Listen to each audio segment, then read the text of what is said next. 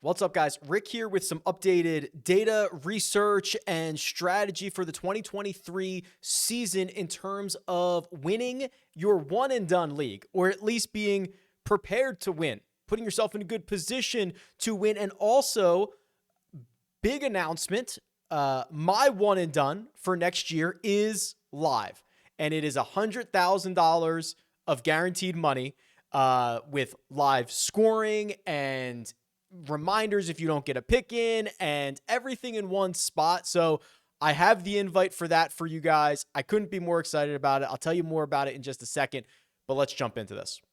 All right, let's just start with what a one and done league is. I feel like I have to start with this every year because every year it's getting bigger and bigger and more popular and more popular. So if you have not played in a one and done league or a one and done contest, essentially the standard format is that every event from the Sony Open to the BMW Championship, you select one golfer. And depending on how much money that golfer wins each week, that converts to points for you. So if your golfer that you picked wins $1 million in the tournament, that's 1,000,000 points for you. And then you get ranked on a season-long basis because based on the number of points that you've earned, and there are payouts and all that fun stuff. That is the gist of it. The crux of the problem is that you can only use each golfer one time. So if you use Rory McIlroy the first week he plays, you cannot use him again. So that's where the strategy enters. And do I waste a star here? Or do I save him? That's why this becomes so fun. And there's just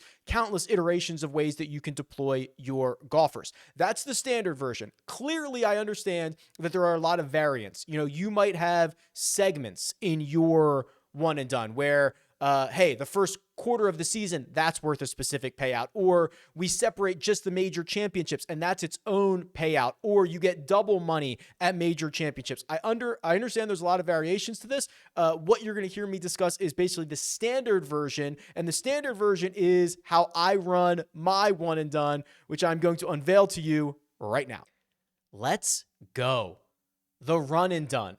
The Rick Run Good Run and Done. Someone came up with run and done instead of calling it one and done a couple of years ago, and we're going with it. So if you have participated in my one and done in the past, first off, thank you. We have run it on two different platforms. There was a spot where you had to go and put your money in League Safe, and then you had to come back to Office Football Pool, which is where all the picks were going in, and there was confusion, and quite honestly, there was a lot of manual processes for me to compare the two sites, make sure everything was in order, make sure I could identify the entries across the two platforms. It was a lot of work. It was a lot of headache. Not anymore. So I partnered up with Fantasy Golf Championships and put our run and done on their site, which means they're integrated with Sports Hub and League Safe. So where you pay is where the contest is being held. You're going to put your picks in the same spot, and we guaranteed $100,000 in the purse. And this is all regulated. So that's guaranteed money. It's not going to change. The payouts are not going to get bigger. They're not going to get smaller. It's $15,000 for first, $10,000 for second, $7,500 for third, so on and so forth, all the way down to 165 spots. So that's 165th is, you know, more than 10% of the league is getting paid out. They are a flat payout structure, so you get rewarded for finishing third out of over 1,000 people. You know, in a decent way. There's not like a huge, massive first place payout. So it's a flat payout structure, and it's got to get 1,100 people to fill. I don't often beg.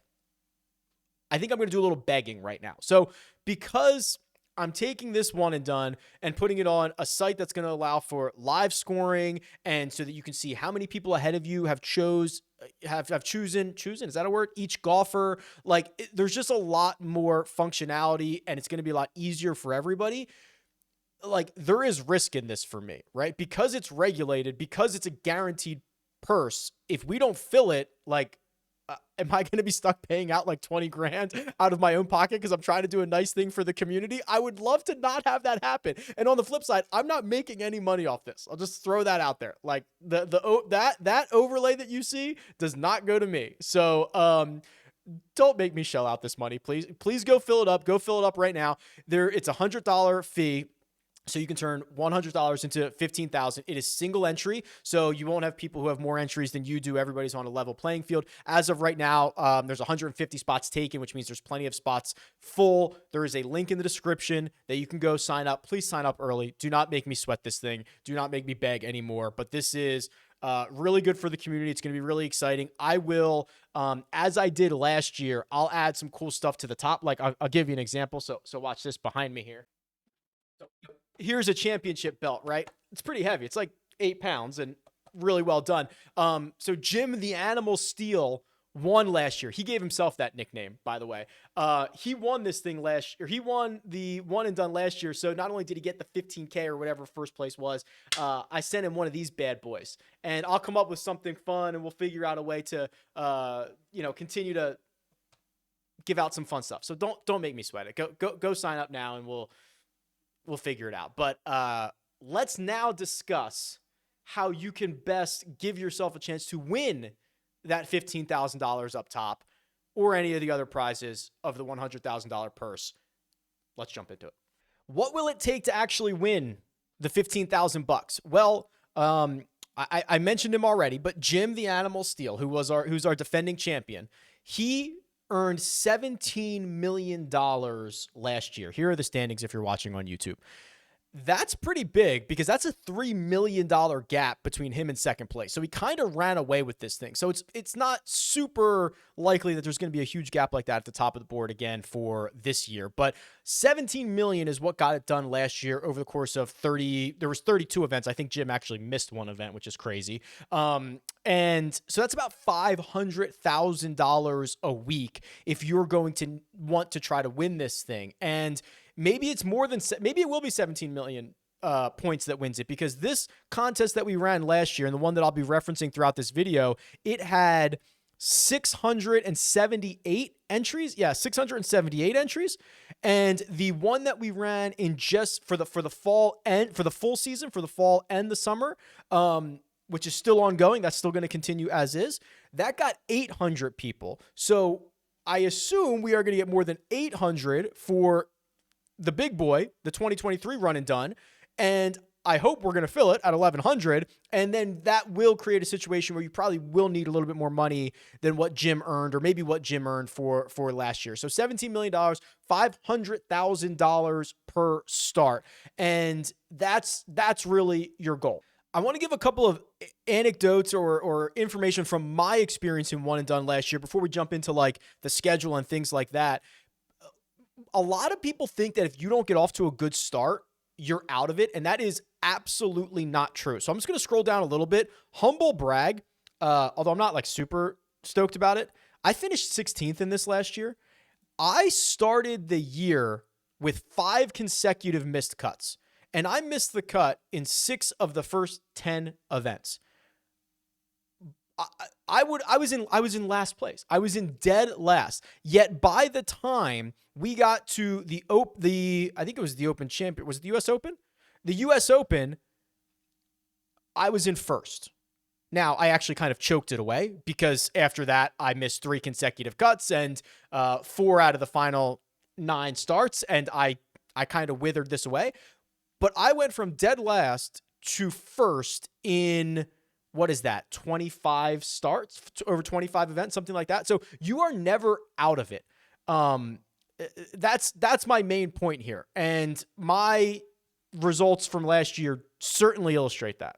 I also prefer to play a little bit of like a go big or go home strategy. I mean, you need $500,000 a start. $500,000, it's like a top 3 finish most weeks, right? Now, major championships or larger purses, maybe you can get away with something inside the top 10 and not get burned, but you are really looking for a high-end finish. Getting somebody to finish 23rd every single week does not win you any money. It's not going to win you the belt. It's not going to win you the $15,000. So I prefer the go big or go home strategy, and you can kind of see that, right? I only had 20 cashes in 32 events last year. 20 cashes.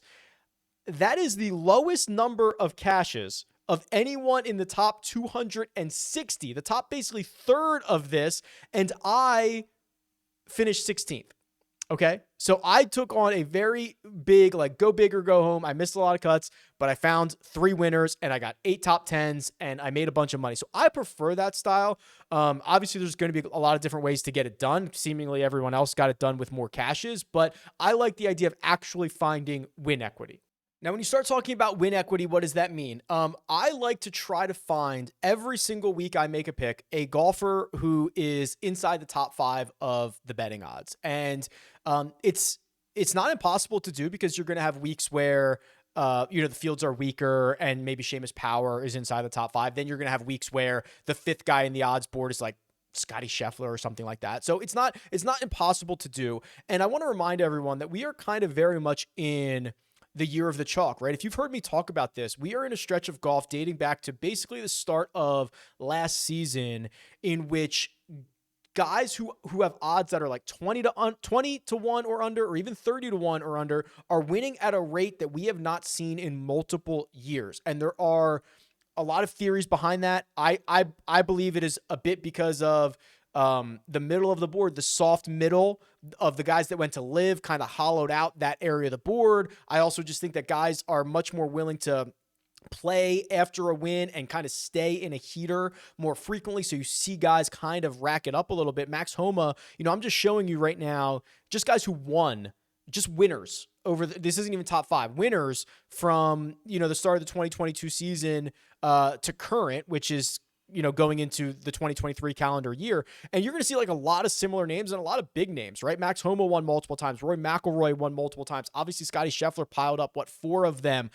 Cam Smith has multiple victories. And you're going to see other guys, that would have been the favorites or in the top 5 the week that they won. Hideki Matsuyama at the Zozo Championship, absolutely would have been one of the favorites. Justin Thomas at the PGA Championship. Maybe he wasn't top 5, but he was probably top 8. Sam Burns at the Charles Schwab. Sam Burns is another guy who won multiple times. Tony Finau has now won multiple times. I mean, these are guys that were very, very favorably looked at on the odds board. So if you can live in that top 5, top 6 of the betting board each week, it's generally a really good strategy. And you're still going to be, struggling to find winners, right? I mean, how many winners did Jim have last year? 4? Yeah. He only found 4 winners in 31 events. But he got the big purse ones and he was able to follow it up with a bunch of top 5s and a bunch of top 10s. That's also part of it. So you got to get guys that are going to finish inside the top 5.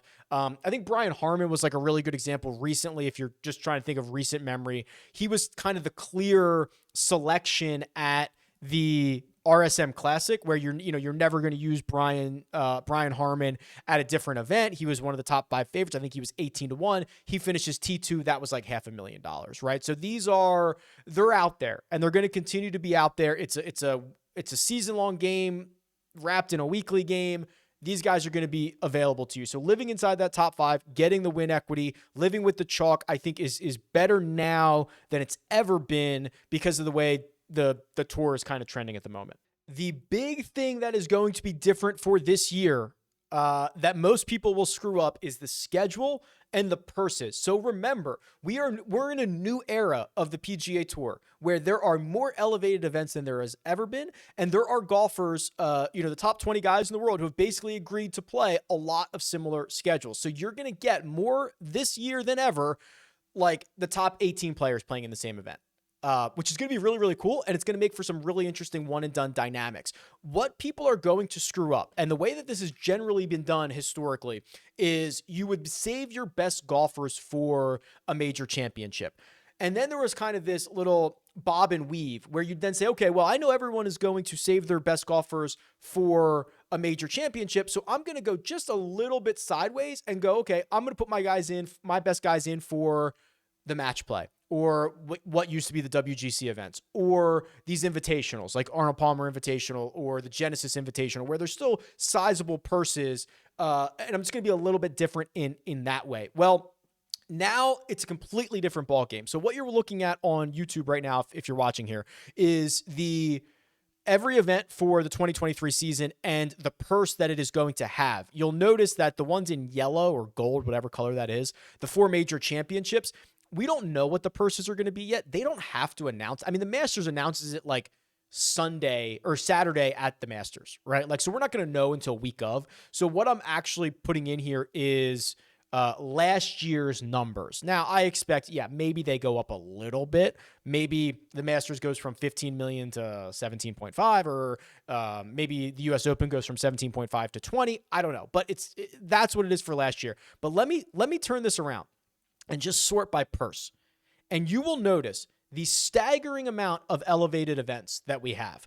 There are 11 events that have a higher purse, a larger purse than any of the major championships. Think about that. 11 events. Now the big boy is the Players' Championship, a $25 million purse, and there are then 10 other events with a $20 million purse. So now you say, okay, well, wait a minute. Let me think about this. Maybe it's not saving my studs for the majors.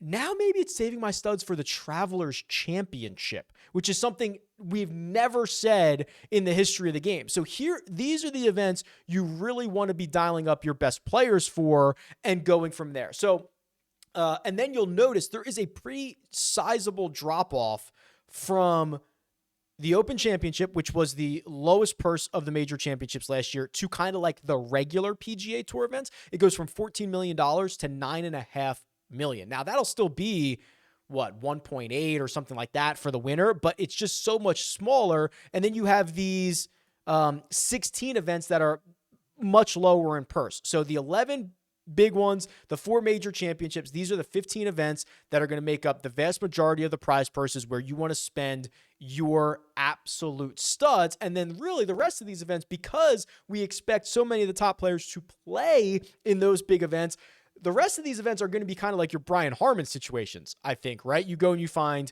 a guy who's in the top 5 of the betting odds, who has good course history or is coming in hot, who might be able to steal one of these, right? Like, that's kind of the idea, or maybe go out and get you $500,000. So the schedule is critically important this year. We got to get it right. How do we get it right? Well, there are a lot more options now, and we've got to start identifying golfers for these events. So there's a couple of ways to do that. We're going to talk about it, but before we do, I want to also talk about making sure that you use all of your golfers.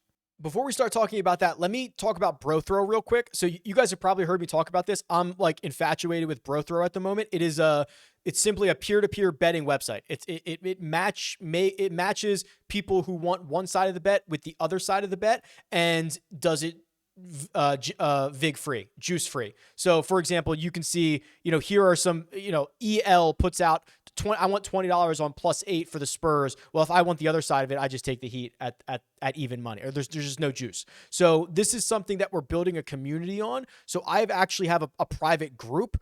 And you can see there are 31 open bets in the RickRunGood group right now. So you can go on here, and these are people that have only come through like my link that are in this group, and you can say, there is an NHL game tonight. I'll take this side of it. Like this is what the blockchain was supposed to do. But right now we have a community, and I think the community is really, really important. So we've got 83 members in it right now. I would love to have this be a couple hundred, because then we'd have so many bets and so many wagers that everyone would benefit from this, and we'd really just worry about dealing with one another. This is not a sports book. It is not a financial website, which means that all you do is you just reconcile your wagers with Venmo or Cash App, and there's a ledger in here, and it's very, very easy to do. The other thing is, because it's not a sports book or anything like that, it is available in all 50 states. So this is not a situation where you have to worry about what your state regulation is or whatever like that. Like, it's available in all 50 states. And then the other thing is, what was I going to say? I don't know. It's just invite only right now. So you want to be part of this invite. You want to be part of this with us. So there's a link in the description. It's brothrow.com/Rick. I'll add you to the group, and then we can all kind of benefit from there. Oh, and it's free. That was the other thing I was waiting. It's free. It's free to sign up. It doesn't cost. It just, you can sign up, be a part of the group, and just wait and find a bet that's good for you, or throw one out. It's pretty crazy. The number one mistake that people ask me about or mention to me is you're like there's like 3 weeks to go, and someone DMs me and says, "Hey Rick, I have Rory McIlroy, Scotty Scheffler, Justin Thomas, Victor Hovland. I've got like 9 guys available. How should I deploy them?" And it's like, you wasted this. Like, why did you have all those guys on your bench? And why didn't you play them? So what you'll see me do, so I'm going to show you my sheet from last year. What I tend to do is this. I will, before the season starts, basically list the top, 50 or so golfers that I think I'm likely to use in the upcoming year, whether that is by OWGR, whether it is just by a list that I put together. Like, I'll list out 50, and then I'll start slotting them in to make sure that I've used them all, right? And I'll just keep a running tab of who I've used and who I haven't used. It's very, very simple. Couple of good things about this. When you are caught up in the week-by-week decision-making process, it is very easy to get caught in like the recency bias. It's very easy to be like, oh my God, Sung Jae just came off a missed cut, but I was going to use him at PGA National, and now I don't know what to do, and you don't play him, and then he ends up going out and having a great week, right? It's very easy to get caught up in the recency bias nature of it. So by putting golfers in before the season starts and then kind of swapping them out is a way that I try to combat that. Now, I will say I fall victim to the other side of this, almost like anchoring, where I will say, oh my God, well, I had him slotted here. I have to play him, right? Even though like maybe Justin Thomas, I have slotted for the players, and he's been horrible for 3 weeks, and he drops out of the top 5 of the betting odds and all that stuff. And I'm just anchored to him because I stuck him there. So what I'm going to do this year, and this is what I would kind of encourage you to do as well, is to keep a running list of golfers so that you can cross them off and make sure that you have them.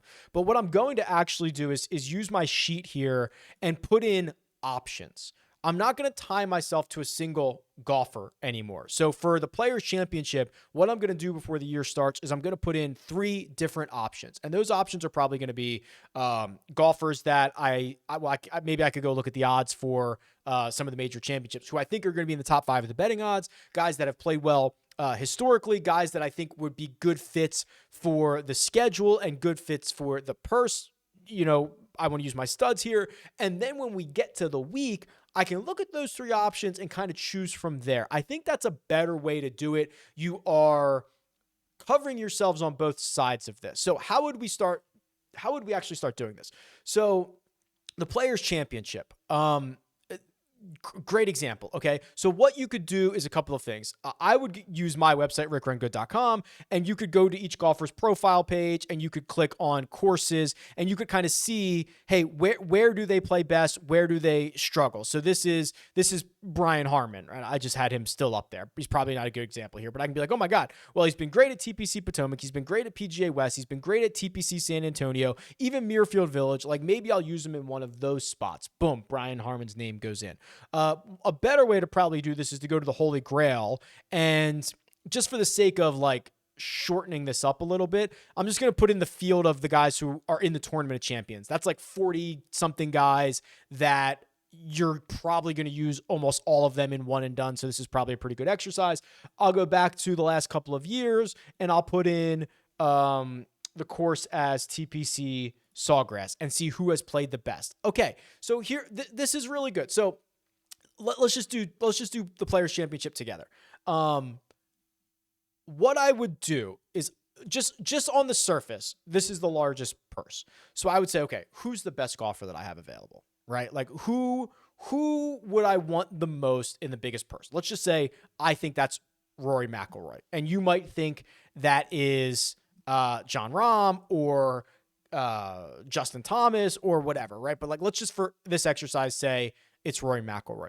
Then I can go and say, okay, well, if I look at the Holy Grail, Keegan Bradley's been awesome here. 1.9 strokes gained per round over his last 12 rounds at Sawgrass. Justin Thomas has been great. There's that Brian Harmon fella.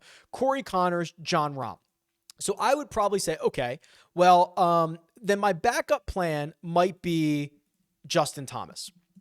And then for option 3, I might go a little bit more off the board, or maybe like a contrarian play. I could say Keegan Bradley.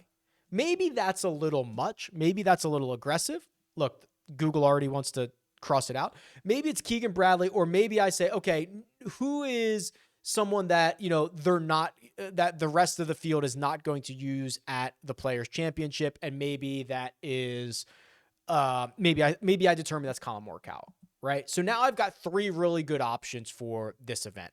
The Travelers Championship is probably a better example, because I could have said, okay, give me the best player, Rory McIlroy, as one of these guys. I could have then said, okay, Keegan Bradley, who has good course history around there. And I could have said, let's just throw in Brian Harman as another one. And now when we get to this event, I can make this decision. The other thing is going to be a lot about playing your own position. So, by the time we get to the Travelers, that's in June. That's like, we're coming down the home stretch of this. If you are in first place, or if you are up near the top of the run and done, just front run. It doesn't matter if you're taking the popular pick. It doesn't matter if you're taking the one that everyone else is taking. You're just trying to extend. If you need to make up ground and you're in 100th and you're trying to get to first, it's Keegan Bradley time. It's Brian Harman time. It's zigging when everyone else is zagging time, right? So what you could actually do is change these options to say, like, my favorite golfer, the chalk, who I think the chalk is going to be. You could then say contrarian and have those 3 options so that when you get there. The other thing you could do is you could do multiples. You could say, okay, who's the favorite? Who's the chalk? Who has the best course history? Right? And then when you start building this out, it's going to take you a little bit, but it's fine, because we have until the second week of January to get all this sorted out. It's going to take you some time to do this, but I believe that once you have it done, it's going to be a really, really valuable resource for you. So I would spend a lot of time here in the Holy Grail saying, okay, change the course, now change it to Waialae, and, see who's in here. Okay, Corey Connors. Like, maybe Corey Connors is my first pick out of the gate. He's got 3 straight top 12s, the Sony Open. He's probably going to be pretty popular, but the first week of the year, I don't really care about that, and I don't need to save Corey Connors for a major. But what I could do, or you could go player by player. This is so much fun. So Corey Connors is a really good example, because I could say, okay, let me sort this. Corey Connors would probably be my favorite, so to speak, for the Sony Open. Let me get the formatting right. Corey Connors is my favorite for the Sony Open, but he's actually like my contrarian pick for the Masters, right? Because if you go to Corey Connors, or if you go back to the Holy Grail and then probably change this to, Augusta National, I imagine Corey Connors' name is going to show up here somewhere near the top. Yeah, 16 rounds, 1.57, 3 top 10s in his last 4 starts. So, like, now you can kind of have a couple different options for Corey Connors. So this is a really, really good exercise, and maybe I can make another video of me actually going through and doing this. That's probably like a multiple hour process I would have to cut down. But I think this is a really good exercise, and you can decide what these categories are for you. Is it favorite, chalk, course history? Is it contrarian? Is it whatever? I think this is a really good exercise. Now, the other consideration here is the LIV Golf consideration. As of right now, and as of recording this, I am under the assumption and I'm under the expectation that the LIV Golf guys are going to play the 4 major championships. The guys that are already exempt, the guys that are already qualified. So you're talking about like Dustin Johnson, you're talking about Cam Smith, you were talking about likely Patrick Reed, right? I think his Masters title, I think he's got 1 more year of that. So you're going to see him at least at Augusta, and I believe the other majors for one more year as well. So what I think is going to end up happening is those guys are going to be disproportionately over-owned at the major championships, because that's the only place you're going to be able to play them, right? So don't you think by the time you get to the Open Championship, Cam Smith is going to be like the most popular guy, or at least way more popular than he should be, because you're only going to get 4 opportunities for him. So there's probably only like 2, maybe 3, maybe 4 guys that I would want to play for LIV. That would be, Cam Smith, Dustin Johnson. I think those are the 2 no-brainers. I believe Brooks, maybe, right? Just because of the major championship record. And then, I'm interested in Joaquin Niemann, right? Like, those are the only ones that I would really consider. I think if you're going to use them for major championships, and I think you should be willing to use them, right? You got to be a little bit different. Cam Smith at the Open Championship is probably a bad idea. Cam Smith at the Masters, maybe that's a little bit better of an idea, right? Be a little bit different. And he's got decent history around. Let's look real quick. Yeah, I mean, three straight top 10s, 1.89 strokes gained per round over 16 rounds. Like, you could use Cam Smith at the Masters. Now, the other thought here is what their odds are going to be. Now, because you can only use them at major championships, we basically already know what their odds are going to be. So let's look. Here's DraftKings Sportsbook, in which I am in no way affiliated, but they do have the futures up for all 4 major championships. So Cam Smith is 12-1 to win the Masters. That is the third shortest odds behind Rory McIlroy and Jon Rahm. He's tied with Justin Thomas. DJ is 16-1, which is right between Scottie Scheffler and Collin Morikawa. This is the PGA Championship. So DJ is 20-1, which is the 5th shortest odds. And Cam Smith is also 20-1, same as Collin Morikawa, same as Dustin Johnson, same as Xander Schauffele. The U.S. Open is here. Cam Smith 18-1, the same as Patrick Cantlay.